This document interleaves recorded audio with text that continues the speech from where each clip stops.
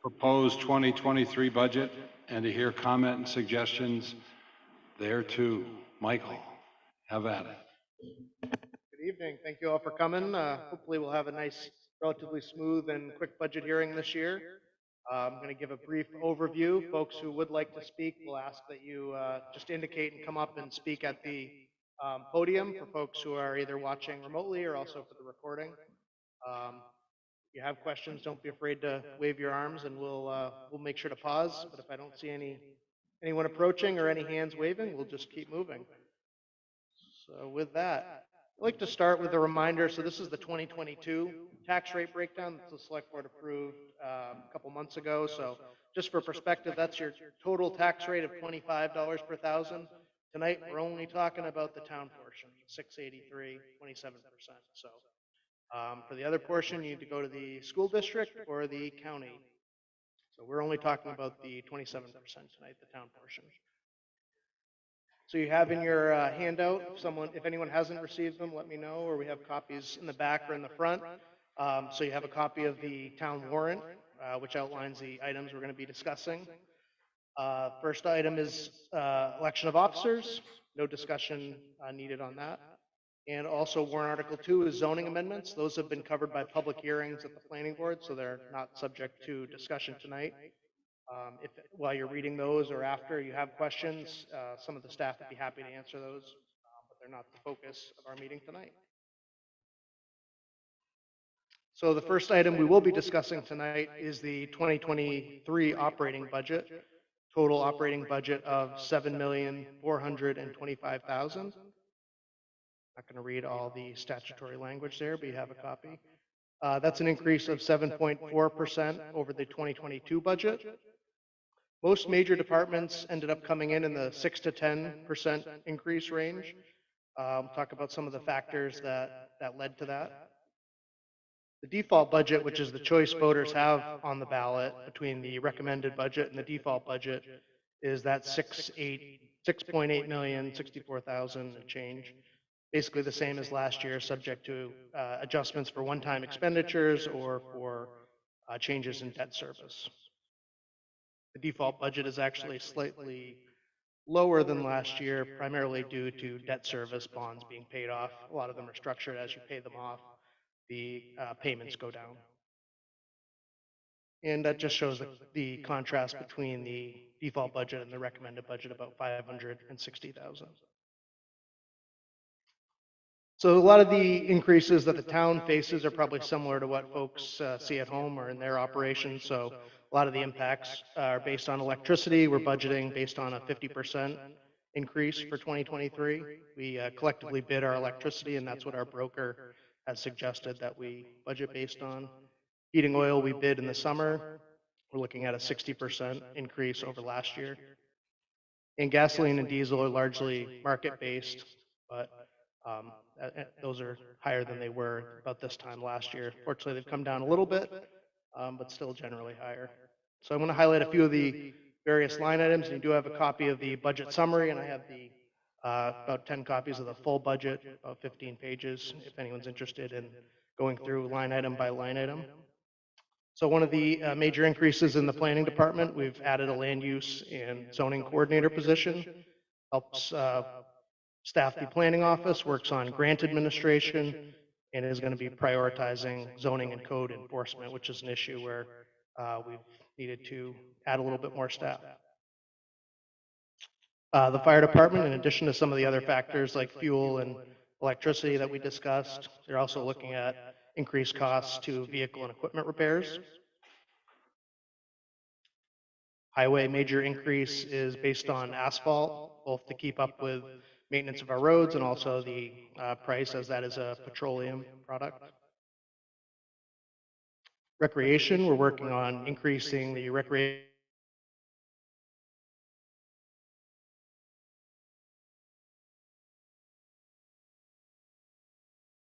transition. Unfortunately, Scott was finally allowed to retire, and we've gone to a contracted operation, WSO Plus. So seeing a slight increase in that department.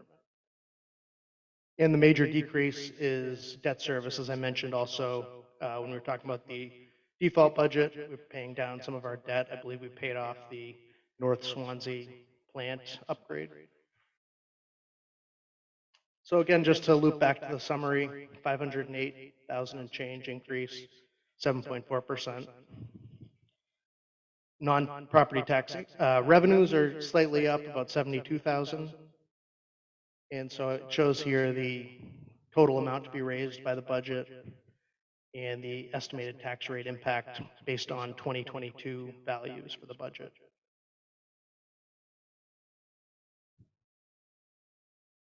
Any questions or input generally on the budget at this point? Seeing none, we'll proceed. So just like to give these breakdowns, because as we're talking about, how folks pay towards different departments, I think sometimes it's helpful to just kind of break down. So if you had a $200,000 valued property, your total tax bill was about $5,000. And of that, $1,350 is the town portion. So that's that piece of the pie that I showed at the beginning. And then that's broken down kind of into some of the major budgets to get you a sense of, how much you're paying towards those various departments, just as a kind of contrast. So that just shows the pie graph of the different departments. Again, those same breakdowns: police department 17, fire department 9%, highway 15%, just for a breakdown of the overall budget. And this is the chart, again, shows the major departments, the changes from, this is what was approved in 2022, and what's proposed, and then the change from year to year. Breakdown of the revenues. Obviously, the largest revenue source, probably not a surprise, is the property tax, 48%. Next largest is motor vehicle registrations, up to 23%, then it goes down from there. And just a chart that shows the budgeted versus estimated revenues.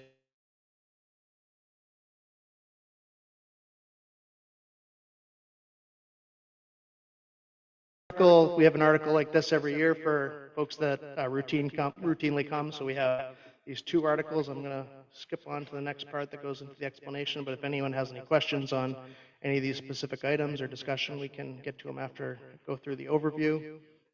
So we have a few more articles this year related to capital reserve and expendable trust, but we normally have these two. So this first one is kind of all the non-highway stuff, and then the next one is all the highway and cemetery related items or road related.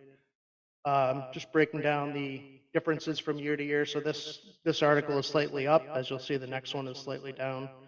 So the approximate tax rate impact is 43 cents per thousand. These articles are developed by our Capital Improvement Program Committee. I believe they have an opening if anyone's interested. Not seeing any hands yet, but you can contact me after the meeting. I'll jump at once. So any questions on this first one? So again, these are the funds we're discussing, not significant change.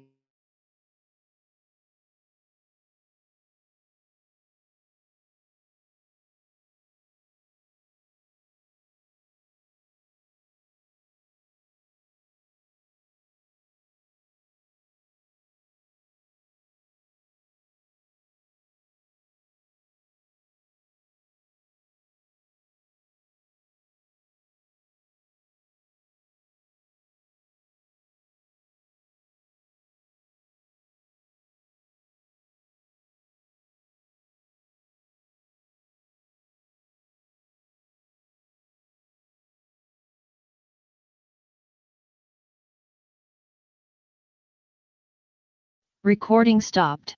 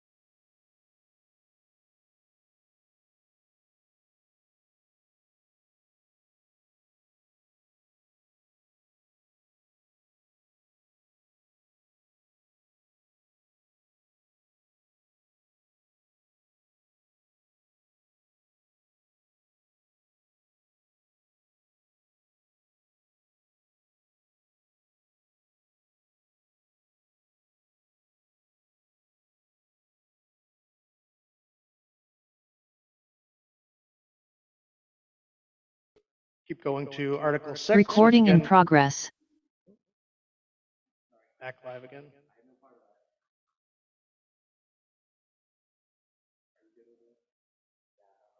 So while we're working on the technical issues, any questions so far on what we've gone over, the budget or the other two warrant articles? Okay.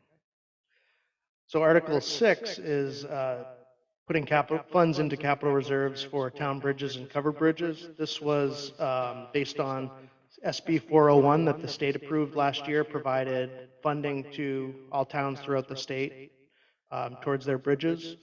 We didn't have any active projects that we could use that for in 2022, so we've been advised that we can put that into our two bridge-based capital reserve funds. So we've kind of divided it up somewhat evenly between town bridges and covered bridges. So the covered bridges probably will largely go towards painting. We painted the Thompson covered bridge this year. We'll work on getting a plan to do the other ones in subsequent years. Because this is coming from state funds, there's no direct tax impact, so it's neutral, and it also, like I mentioned, helped us reduce the various capital reserves in the prior article.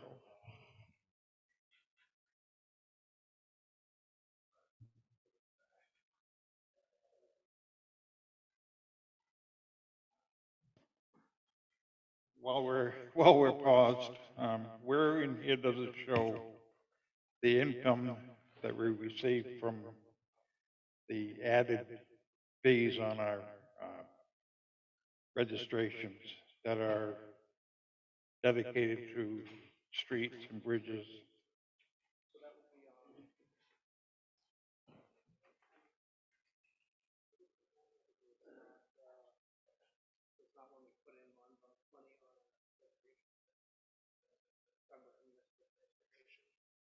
Yeah.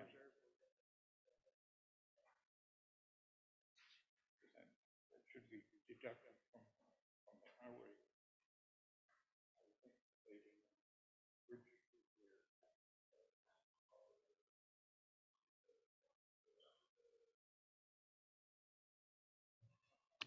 So Mr. Tatro was asking about the $5 motor vehicle fee that folks pay when they register their vehicles. $5 goes into the municipal transportation capital reserve fund. And so the answer is it's not on the list that you have in your packet because it's not one that we have an appropriation putting money into the funds, but I can have that amount at the deliberative session. The finance director informs me that it has roughly $52,000 in it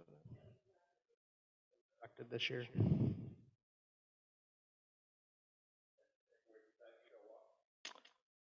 So it gets approved on a project by project basis, so it's not part of the general fund activity, but if we say, I think we use some on the South Winchester, West and Swanzey Street project.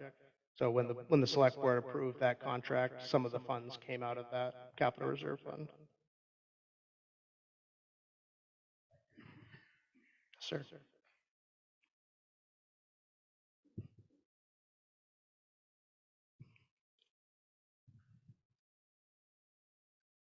So Article 7 is related to putting funds into the fire station's capital reserve fund. As you folks who have come to these meetings recently notice, probably noticed that normally we have a fire station project early on for a bond. We did not do that for a few reasons, which we'll mention here. So this article is basically instead of that. We're seeing, as I'm sure you probably heard in the news, with interest rates, significantly higher interest rates. So even though I knew we weren't having a bond article, I checked with the municipal bond bank on what sort of rate we would be looking at. The rate last year at this time was 2.5% for a municipal bond, and this year it was 5.5%. And so over the term of a 20-year loan, that would be an additional $1 million that the project would have cost. So for that reason and a couple others, but mainly that reason, we decided it was not a good time to go forward with such a significant bond. The other reasons were building costs, which obviously have been a factor for the last few years, but also the Monadnock Regional School District is going for a significant facility bond. We didn't really want to, compete with that. They've been patient while we've had our projects. So we thought this was not a good year for us to move forward. And then also just the budget factors, when we talk about the total cost, it is significant, and we didn't think it was a good year to ask for the fire station as well. But we didn't want to totally ignore the issue. It is still something that needs to be resolved. So we thought putting money into the capital reserve to save towards that was a good option. We've structured it so that half is funded from the general fund balance and half is funded from general taxation. And the tax rate impact is that 24 cents per thousand. Any questions or input on that?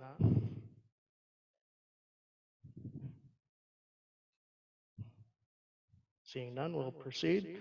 Next up is Article 8. So this is seeking to appropriate $22,000 towards on-call stipends. We'll talk a little bit more about what that means. So a lot of folks don't have a great handle on what the fire station staffing is currently. So right now, the full-time and part-time staff cover 8 a.m. to 5 p.m. Monday through Friday. And then we have weekend, what we call per diem shifts from 8 a.m. to 4 p.m.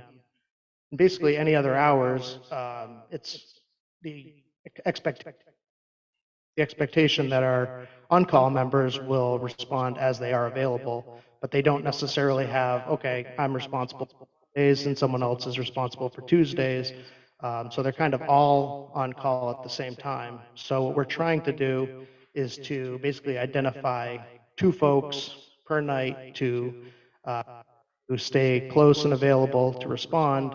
They'll get compensated $50 per shift, and then their normal rate when if they get a call and come in. And so the goal is to respond to more calls, especially during off hours, which have been increasingly challenging with people with, our members full-time jobs and other obligations. So the funding is based on 6 months and then would be for the full year in 2024. And it basically adds the potential for 105 hours per week of dedicated on-call coverage that is not currently there. So I'm going to show some visuals that show the current availability and then the proposed. So this one here, which again you have in your packet, shows the current availability. So the green is this daytime coverage on the weekdays, the coverage by part-time per diem on the weekends, and then these blocks are when we're just relying on hoping the on-call members are available and able to come.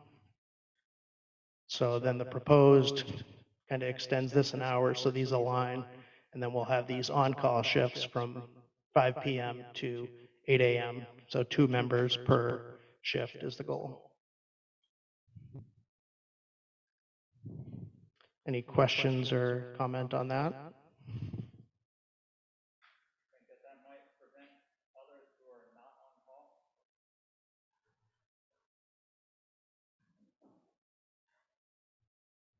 My question is, do you think that might prevent others that are not on call from saying, well, those guys are covering it, so I'm not coming in, something like that? That's what I'm asking.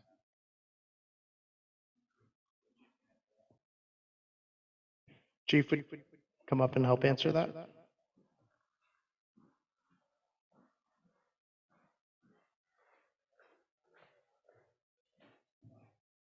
So the question was, would that prevent others to come in?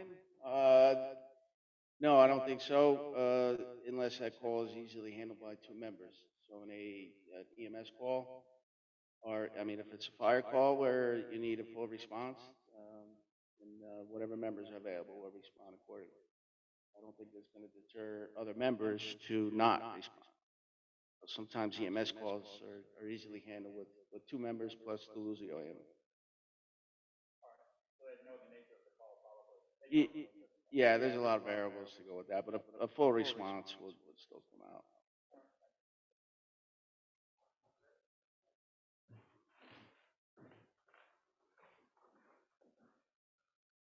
Any other questions or comments on that article? Seeing none, we'll keep going. Article 9, another sewer-based article. So last year, the town had an article to dissolve the sewer commission effective 2023 town meeting. We also have these 3 capital reserve funds that the sewer commissioners are currently agents to expend, so I think it's implied that the selectmen would be then basically acting as the sewer commissioners, but out of kind of an abundance of caution, we had this article here to make clear that the selectmen will be agents to expend from those articles, or from those reserve funds.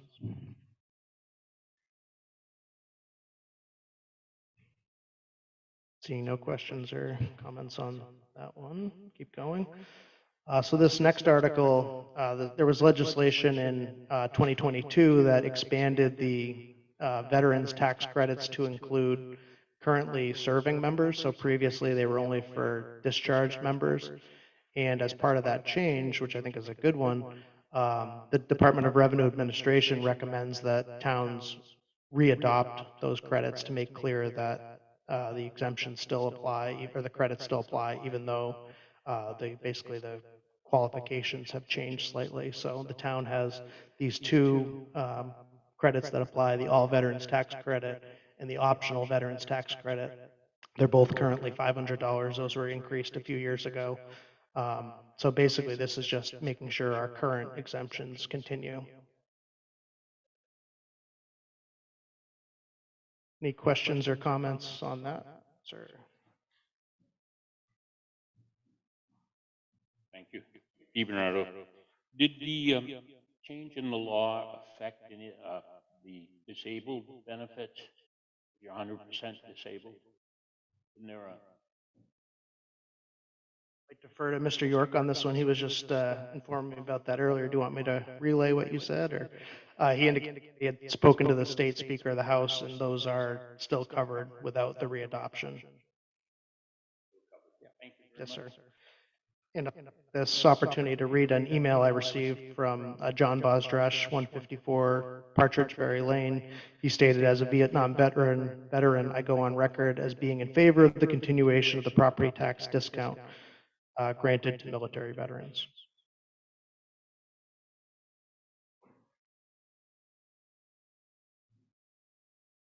Not seeing any other question or comments. Oh.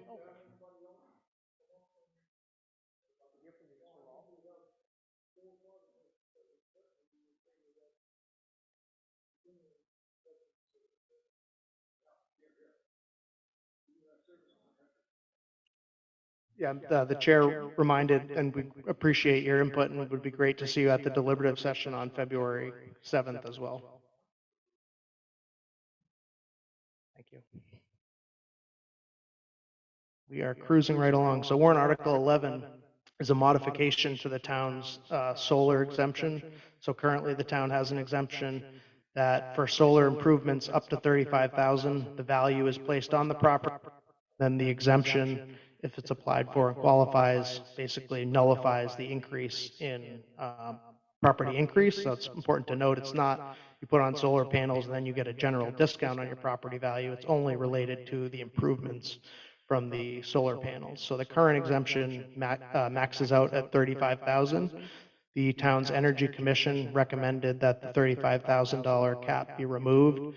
Partly due to inflationary factors, the cost of them is increasing, and also with the higher electric rates, more people are exploring them for larger properties. So the usage is still capped at, I think, 25% of the generation at the up to 25% over the amount that's generated at the property. So someone can't put, a huge commercial array and then get it exempted, but it's only based on the usage plus a little bit, basically.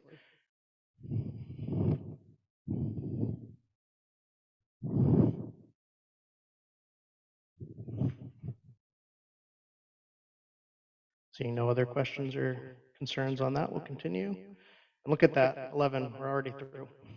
So this just provides a summary of if all of the articles pass, what we'd be looking at in terms of total amount to be raised by taxes, and what the estimated tax rate, again, based on 2022 values would be. So for a property of $200,000 house, that property we talked about earlier, you'd be looking at a town tax payment, again, that smaller piece of the pie would be about $1,566, or an increase of $200 from 2022. And the next steps would be deliberative session, which again, is February 7th at 7 p.m. at Wickham Hall. That's the opportunity for voters to, again, make amendments or continue discussion. And then the voting day is March 14th at the Monadnock Regional School District's gym, which we're greatly appreciative that they've been allowing us to use that and continue to do so. And that's from 8 a.m. to 7 p.m. So we'll pause again here for another opportunity. If anything is, sparked your interest, or you thought of a question that came up before that you didn't want to ask before. Again, have the full budget up here if folks want. We've got the handouts, and next step would be the deliberative session. So I don't know if the select board has anything to add at this point, or seeing no one jumping up, still no one on. Watching the keeping an eye on the Zoom. Oh.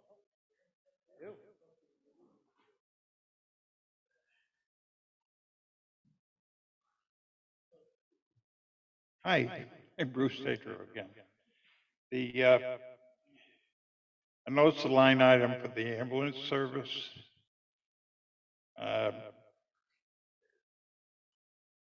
It's up some, but my question is there enough money in there and to switch over to, how do I put it delicately, replace basically Deluzio with the county, with a contract with the county? Because I don't know what you folks have heard, but the rumor's out there that we're not gonna have Deluzios for much longer.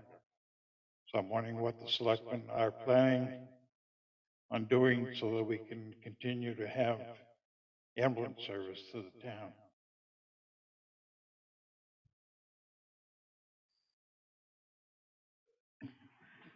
What we're aware of is that Michael will be meeting with the county administrator and our county commissioner and I've forgotten the chief's name at the Cheshire County Ambulance Service. I'm sorry, I back up. Michael will be meeting with Deluzio in the next week or two to discuss their ongoing operations and to ensure us that we can rely upon them for coverage. As you are aware, we've been approached twice by the county to switch to utilizing their service. Deluzio gives us a better value, and the county has not been able to give us firm numbers. They've given us an approximate number for year one, and then very vague approximate values for 2 and 3. So we believe it's in the town's best interest to continue to utilize Deluzio's service.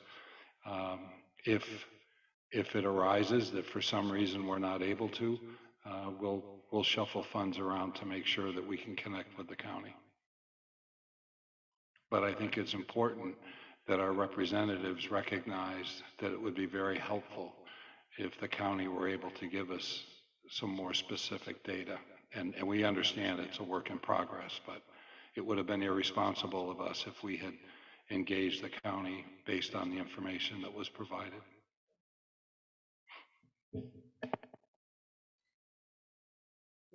Just to add to that, so there is some additional money in that line item, not specifically for that item that you're necessarily discussing, but just to ensure there is some additional flexibility. So I believe our contract right now with Deluzio is about $42,000 a year, and I think we have $60,000 in that line item. So we have been, initially we put some in expecting that the county was going to buy Deluzio, which is the point we were at this time last year. This time last year, that was our understanding. Now we understand that's not going to happen. So we've continued to put a little bit more money away, but we're also not going to budget for the higher service if we're not using it at this point.